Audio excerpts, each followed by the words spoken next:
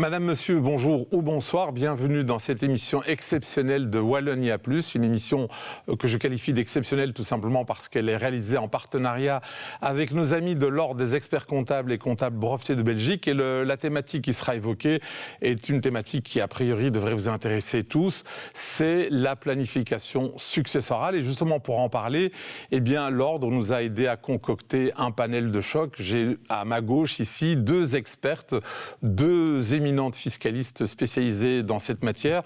À ma gauche, Stéphanie Caron, qui est avocate spécialisée justement en planification successorale. Ça tombe bien, vu le thème tout de même, heureusement.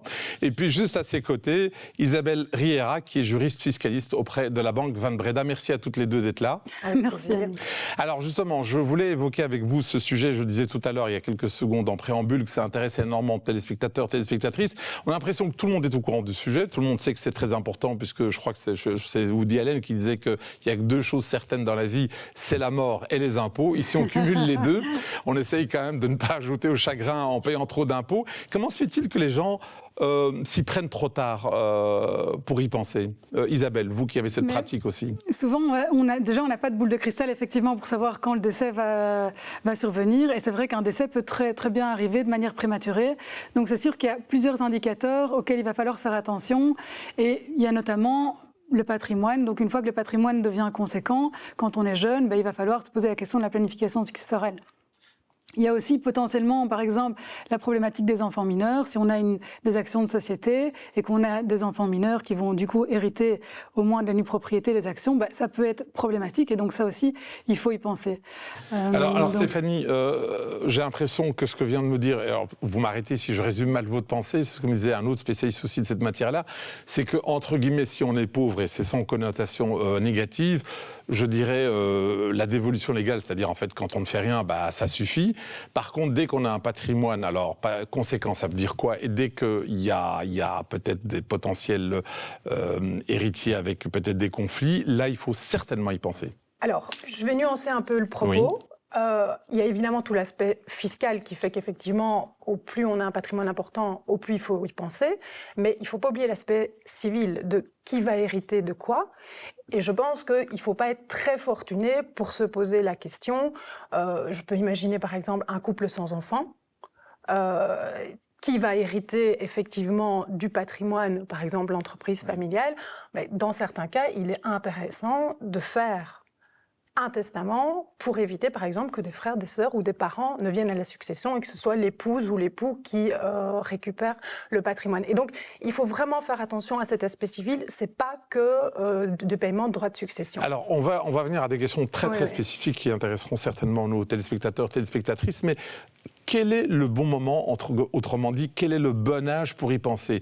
C'est pas une question anodine dans le sens où on sait qu'avec les espérances de vie, les gens, heureusement, fort heureusement, vivent plus longtemps et ont tendance à retarder en disant on en parlera demain. Sauf que demain, ils seront peut-être plus là.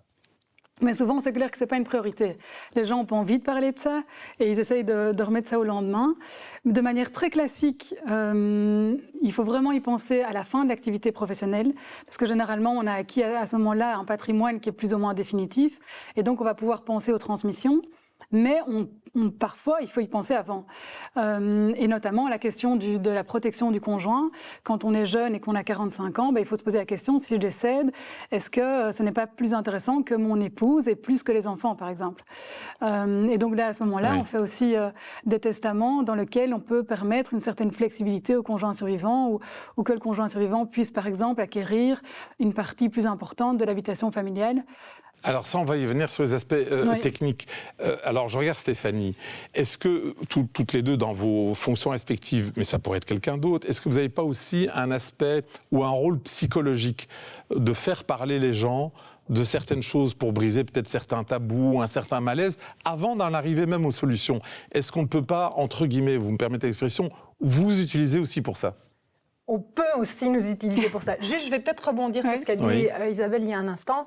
Pour moi, l'âge de la pension, c'est même un peu tard. Je pense qu'on doit y penser plus tôt. Et il peut y avoir des événements de santé. Plus tôt, c'est quel âge? J'aime bien mettre un âge. À partir de j'ai tendance à penser, par rapport à ce que je vois dans les dossiers, qu'à partir de 40-45 ans, on doit commencer à se poser la question. Et pas attendre le premier infarctus. Voilà, c'est ce que j'allais dire. Ne pas attendre le premier infarctus, tomber dans les escaliers, enfin avoir une catastrophe qui arrive pour organiser un peu les choses. Je ne dis pas pour autant qu'on transmet déjà, mais on organise un peu les choses, ne fût-ce qu'un contrat de mariage, ou alors les événements de la vie. Je divorce. Je me remarie avec quelqu'un d'autre, on doit avoir ça en tête à un moment donné. J'ai de nouveau des enfants d'un autre lit.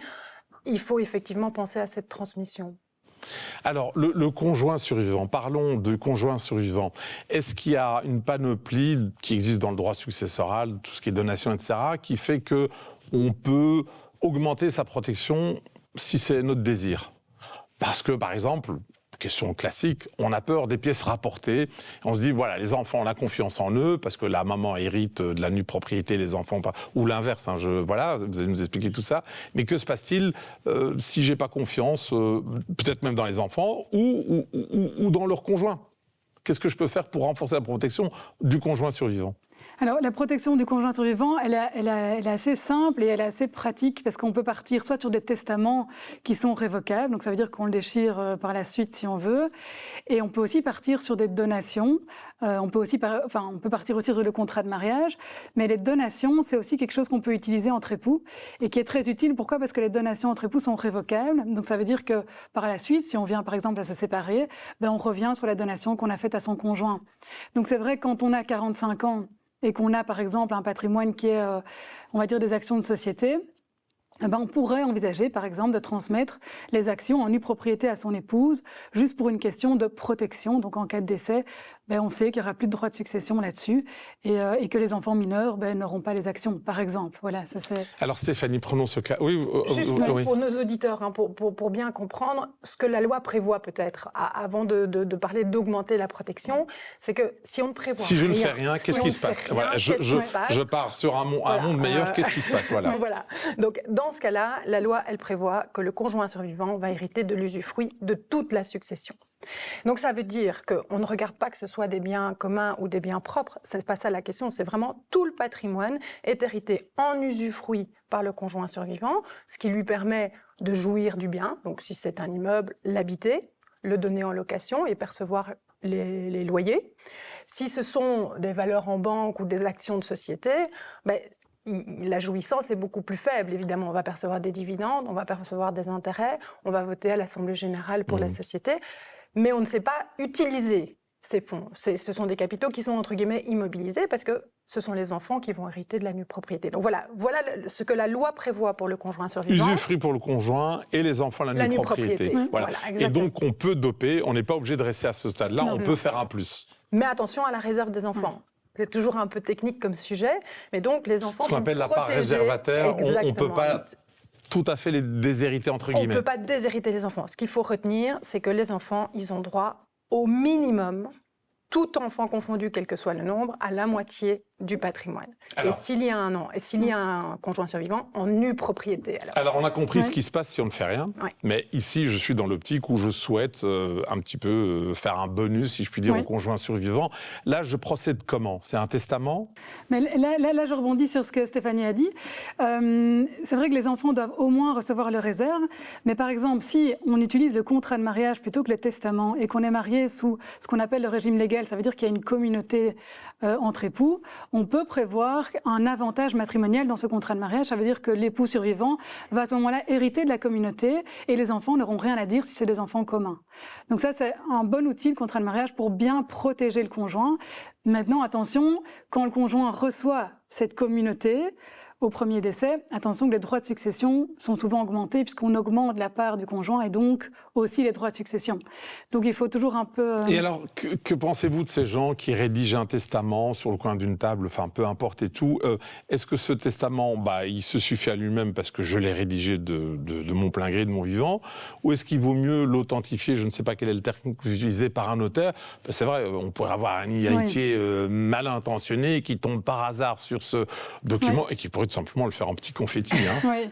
Oui, c'est un risque. Donc c'est vrai que pour ça, généralement, ce qu'on fait, c'est au moins le faire en 2 exemplaires différents, le remettre à une personne de confiance, et généralement, on conseille effectivement de l'enregistrer auprès du notaire, qui à ce moment-là le ressortira au décès. Donc ça nous assure qu'il ressorte. Et le fait qu'il soit enregistré auprès d'un notaire, est-ce qu'il y a des impacts négatifs fiscaux ou autres, non? Non, absolument rien. Ok.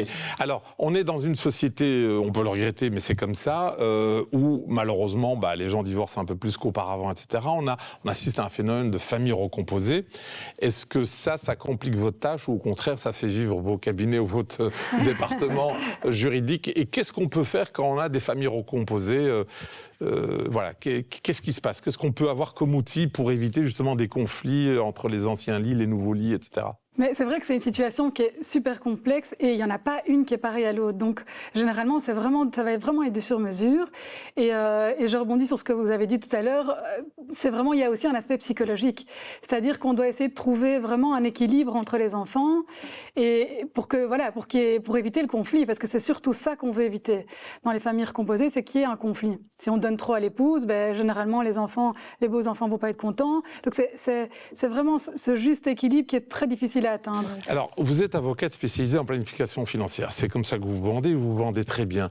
Vous faites comment quand vous avez une famille recomposée? Vous les mettez tous autour de la table? Vous parlez avec le patriarche? Comment ça fonctionne? Oui, non, pas tout le monde autour de la table. Mon principe de base, c'est, chacun a son patrimoine. Alors après, je ne dis pas qu'on ne va pas parler avec les enfants, mais à la base, les parents, ensemble ou pas ensemble, ça dépend de la philosophie des clients. On peut avoir une maman qui dit « Non, moi je discute dans un premier temps et puis j'en parlerai à mon époux et le cas échéant peut-être aux enfants. » Mais tout le monde autour de la table, on ne va pas y arriver. C'est le patrimoine d'une personne, c'est à elle à décider à qui elle veut transmettre et dans quelle manière. Et ça permet aussi une première discussion qui permet de voir un peu qu'est-ce que vos enfants pensent à travers la personne, qu'on checkera évidemment dans un second temps pour bien vérifier. Parce qu'évidemment, il n'y a rien de pire pour un enfant de découvrir un testament qui, entre guillemets, ne lui plaît pas.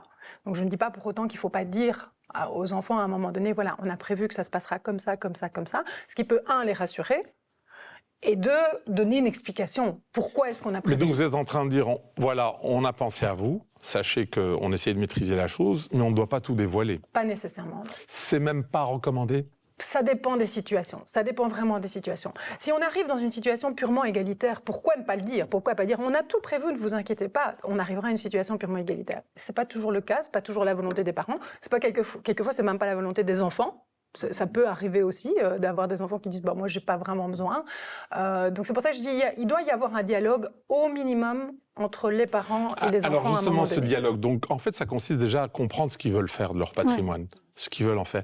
Alors imaginons que j'ai plusieurs enfants, je prends des cas parce qu'autant être et c'est la vie, c'est la loterie, voilà. Certains réussissent mieux que d'autres. Est-ce que vous avez des cas où on vient vous expliquer, je vous regarde Isabelle, on dit voilà lui, je sais pas, il a un très très bon métier, il gagne très très bien sa vie, l'autre a un métier moins favorisé sur le plan pécunier. Au fond, j'ai plutôt envie d'aider l'autre, non pas parce que je l'aime plus, mais parce qu'il en aura beaucoup plus besoin. Est-ce que d'abord on peut faire ce genre de choses? Et comment est-ce qu'on peut le faire accepter auprès de l'autre? Qu'il accepte peut-être ou pas, j'en sais rien.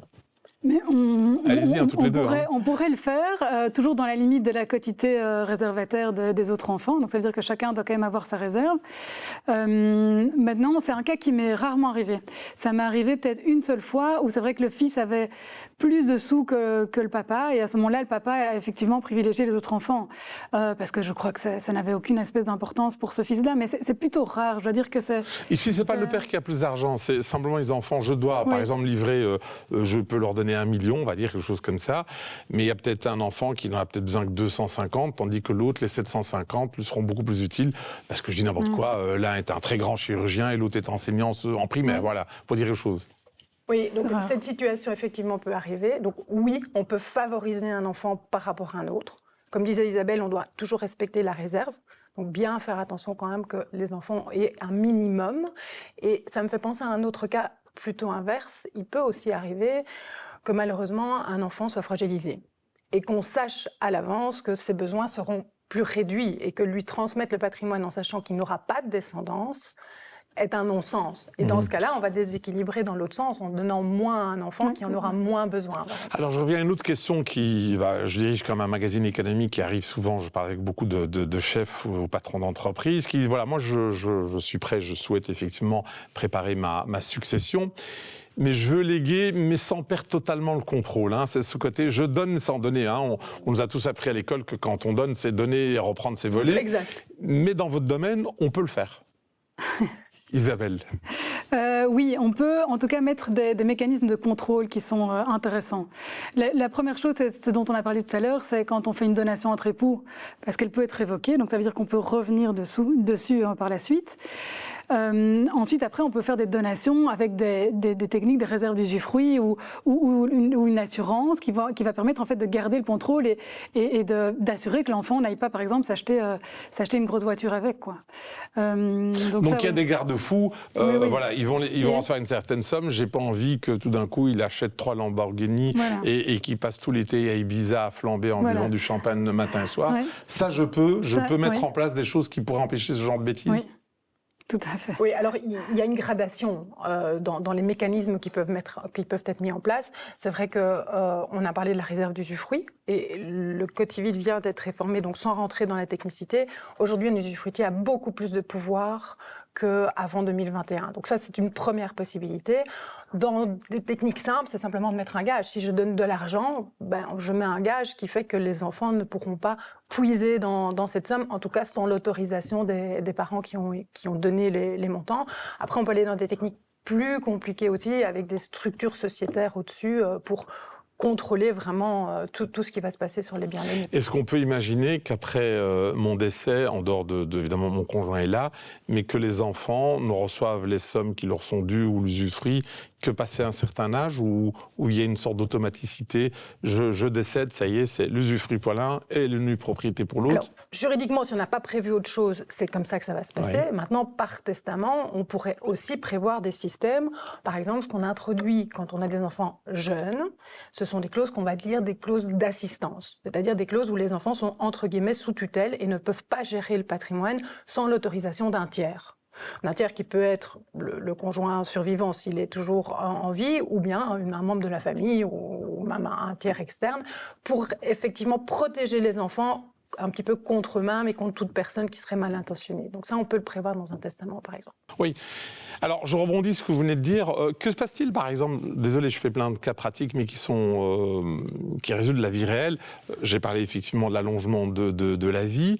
Que se passe-t-il si, par exemple, je peux hériter, mais j'estime que je suis à un âge où finalement j'ai ma maison, elle est payée, mes propres enfants ont terminé leurs études ou que sais-je, et finalement je voudrais dire à mes parents, faites un saut de génération, j'ai pas besoin de cet argent, grâce au ciel je suis bien dans mes papiers, passez-le directement à mes enfants, donc à leurs petits-enfants.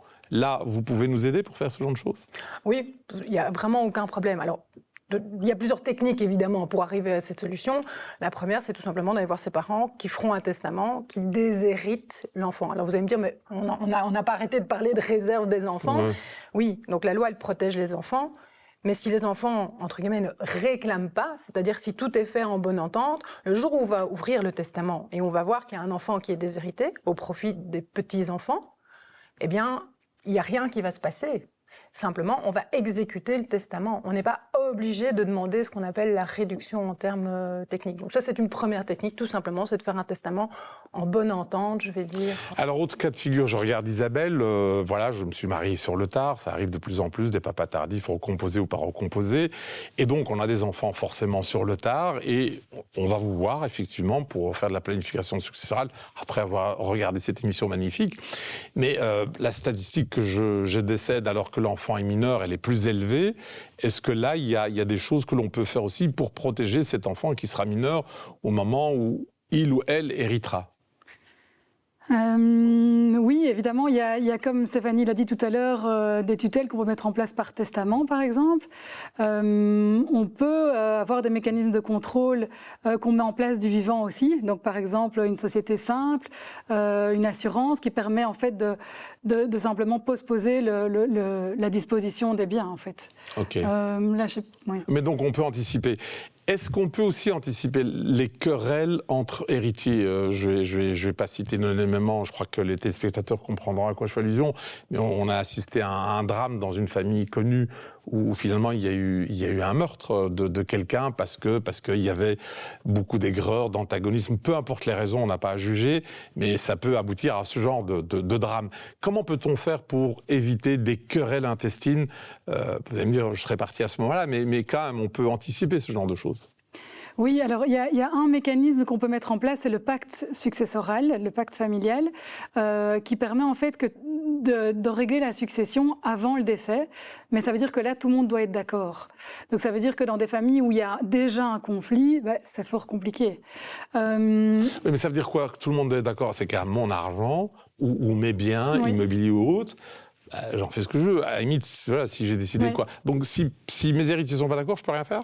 Ah si, on peut faire ce qu'on veut, mais je parle pour éviter le conflit. Okay. Maintenant, pour éviter le conflit, à part avoir un bon équilibre entre les héritiers et être juste, il n'y a pas grand-chose à faire, quoi. Et donc là, par exemple, je vous regarde Stéphanie, aussi dans votre pratique, ce qu'il faut éviter à tout prix, c'est un mot qu'on n'a pas encore utilisé parce qu'il n'est pas fiscal, il est sociologique, je ne sais pas ce qu'il est, mais c'est le mot frustration.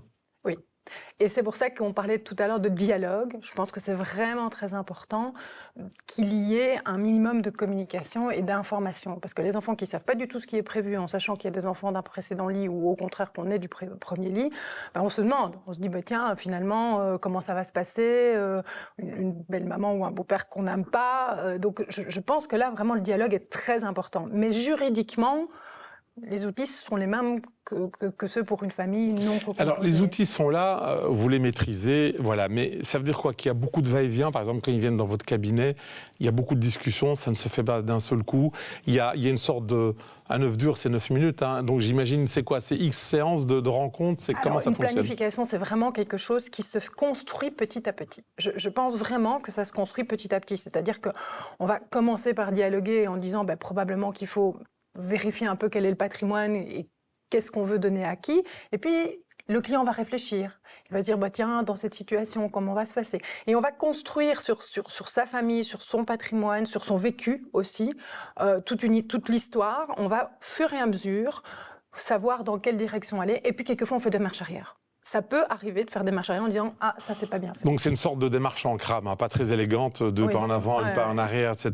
Mais donc, c'est quelque chose qui peut prendre des mois, voire même une année, voire plus. Plusieurs années. Plusieurs années, parce que si on va parler de donation, on va évidemment pas, je disais tout à l'heure, à partir de 45 ans, on peut en parler, on va pas donner tout son patrimoine à 45 ans. On va probablement prévoir des donations qui seront échelonnées dans le temps. Certaines arriveront plutôt au moment de la pension, comme disait Isabelle. Donc, c'est vraiment un travail de longue haleine. Mais c'est pour ça que je trouve que l'âge de 65 ans, quand on arrive vraiment à la fin de son activité et qu'on peut calculer les besoins qu'on a encore en fonction de ton espérance de vie, à ce moment-là, je trouve qu'on peut vraiment faire une bonne transmission et qu'on ne doit pas revenir dessus. Alors là, vous dites 65 ans, on va dire c'est plutôt le cas des gens qui sont salariés. On est sur une chaîne économique, on a des salariés qui nous regardent et on les remercie, mais il y a aussi beaucoup de chefs d'entreprise, hommes ou femmes, etc. Eux, 65 ans, ils s'estiment encore adolescents. Ah, c'est vrai? Qu'est-ce qu'on peut... oui, j'en connais beaucoup. Ils sont immortels et invincibles, vous le savez quand même. Donc voilà, qu'est-ce qu'on dit à ces gens qui sont immortels et invincibles pour les convaincre? Parce que là, en plus, c'est autre chose. Ils doivent transmettre une ou plusieurs entreprises.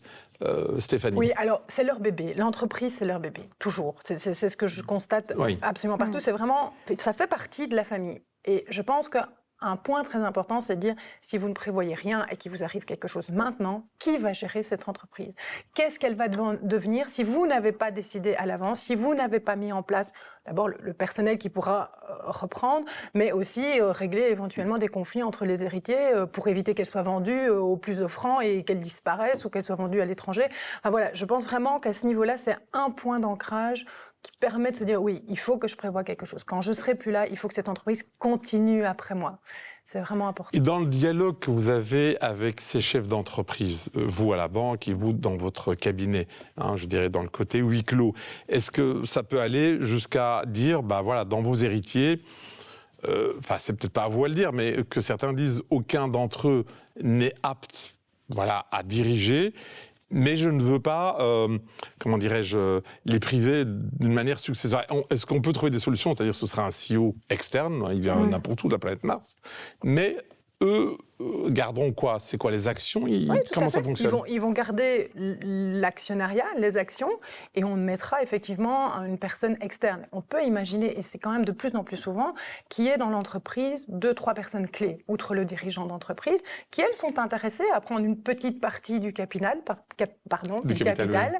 Donc elles vont racheter, et on va s'arranger pour qu'elles puissent racheter dans de bonnes conditions une partie des actions pour être quand même actionnaires et avoir quand même un pouvoir décisionnel, et laisser de l'autre côté des enfants qui ne sont pas du tout intéressés par l'entreprise, mais qui effectivement pourront profiter d'une entreprise florissante qui va continuer à grandir. Donc oui, c'est possible. Et puis après, il y a aussi la problématique de quand il y a un enfant qui est intéressé et pas les autres, de savoir comment est-ce qu'on va transmettre à cet enfant-là. Parce qu'on peut donner, mais on peut aussi vendre. C'est une bonne question que j'allais vous poser. Imaginons que c'est le cas, j'ai 3 enfants.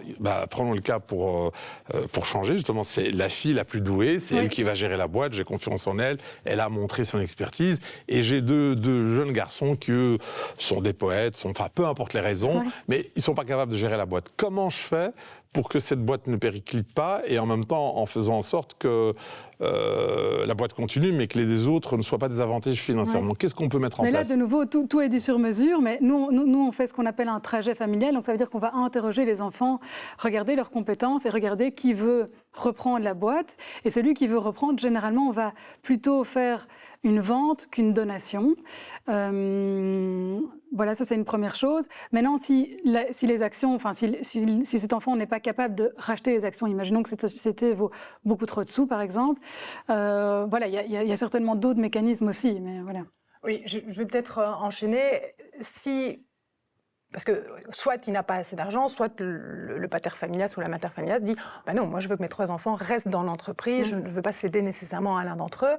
En fait, on va se retrouver avec des actionnaires actifs et passifs. Je pense que le pacte d'actionnaires est vraiment l'outil clé pour éviter les disputes futures. Donc on met en place un management qui lui sait gérer la boîte. Voilà. Et mes enfants deviennent actionnaires et ils prennent quoi? Les dividendes et les grandes orientations que et ils vont toujours voter à l'Assemblée générale, évidemment. En tant qu'actionnaire, on a toujours ce droit de vote. Après, on peut le modaliser. Le Code des sociétés nous permet de faire beaucoup de choses. Mais le principe, c'est effectivement de dire, il reste actionnaire, il ne dirige pas directement la société. Mais par contre, tous les conflits possibles sont plus ou moins anticipés. Je dis plus ou moins parce qu'on ne peut jamais tout imaginer. Dans cette convention d'actionnaires que les actionnaires ont voté ensemble avec, et ça je pense que c'est très important, toujours laisser la possibilité à un enfant de dire à un moment donné, moi je veux sortir de cette société.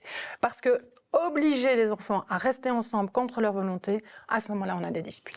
Alors, presque toute dernière question, mais qui est importante, tout le monde sait, en tout cas les personnes qui regardent Canal Z, qu'il y a des différences fiscales en termes de droits de succession et de donation, des fois pas fortes, mais des fois assez importantes, entre la région flamande, entre Bruxelles et la Wallonie. Et des fois, c'est plus avantageux souvent d'être en Flandre, je crois, en résumant. Est-ce que vous allez jusqu'à pousser les gens à déménager ou est-ce que c'est un peu plus compliqué que ça? Non, c'est plus compliqué que ça parce que, en fait, au niveau des successions, la Flandre est effectivement plus avantageuse parce qu'en gros, on répartit le patrimoine mobilier et immobilier, donc ça veut dire qu'on profite 2 fois des tranches les plus basses d'imposition. Donc, clairement, c'est plus avantageux. Mais par contre, en termes de donation, la Wallonie offre vraiment aussi des atouts. Donc, si on prévoit les choses à l'avance et qu'on transmet son patrimoine, on est en fait très bien en Belgique et on est très bien en Wallonie aussi. Donc. Mais donc, en termes de shopping fiscal, ça n'a pas... Non, et j'ai envie d'aller un petit peu plus loin. Donc Isabelle dit a raison, effectivement, il y a ce split au niveau flamand qui est intéressant.